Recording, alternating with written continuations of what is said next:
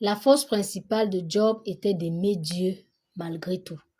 Job aimait Dieu, pas pour ce que Dieu lui donnait, mais parce que Dieu était Dieu. Il aimait Dieu seulement parce qu'il était Dieu.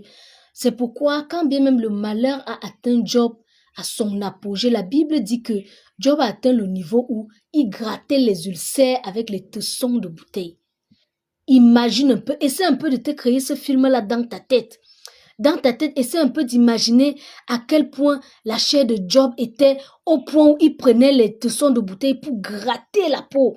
Mais Job n'a pas renié Dieu. Sa femme a dit, renie le Dieu là, maudis-le et meurs. Job ne l'a pas fait. Tu sais pourquoi Job ne l'a pas fait? Parce qu'il aimait Dieu, parce qu'il était Dieu.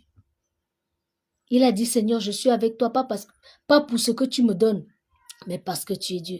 Ça doit être le défi principal du chrétien. Demande à Dieu de te donner la capacité de l'aimer parce qu'il est Dieu, pas pour ce qu'il te donne ou pour ce que tu veux. Non, on ne donne pas sa vie à Jésus parce qu'on veut l'argent. On ne donne pas sa vie à Jésus parce qu'on veut le mariage. On ne donne pas sa vie à Jésus parce qu'on est malade. On donne sa vie à Jésus parce qu'on aime Dieu et en aimant Dieu, il te donnera le reste. Savez-vous qu'il y a des gens qui sont arrivés à Jésus étant malades et à peine ils ont confessé Jésus, ils sont morts? Vous allez dire quoi? C'est la malédiction? Non, c'est pas la malédiction. Il meurt, mais en mourant, il va où? Il va au ciel. Ça, c'est la principale chose. C'est ce que le chrétien doit rechercher. Avoir une bonne relation avec Dieu.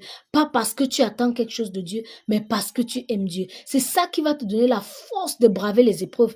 Quand l'étape difficile va te frapper, quand le vent va se soulever, quand la tempête va vouloir t'ébranler, ton amour pour Dieu va persévérer.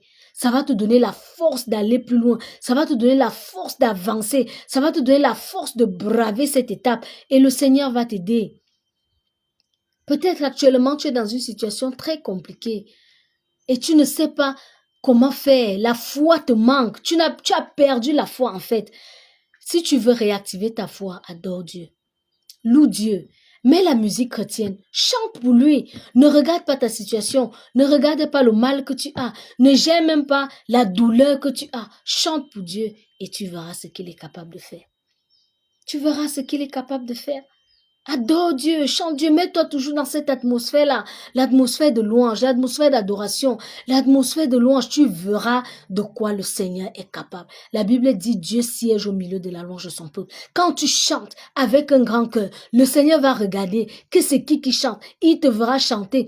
Étant sur un lit de malade, il va comprendre que cet enfant m'aime beaucoup et il fera pour toi ce que toi-même tu ne peux pas faire pour toi-même. Il fera pour toi ce que la médecine ne peut pas faire pour toi. Il changera ce rapport médical que les plus grands spécialistes t'ont donné et qui te démoralise. Le Seigneur va changer ça. Si même la louange te dépasse déjà, bien-aimé, observe la nature.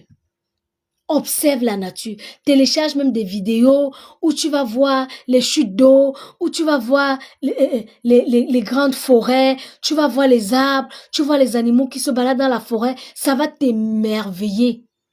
Et tu verras à quel point Dieu est grand.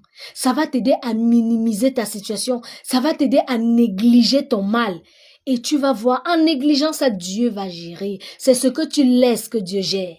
Ce que toi-même tu veux gérer, Dieu ne le gère pas. Il te laisse gérer, il dit, bon, comme tu veux gérer, gère.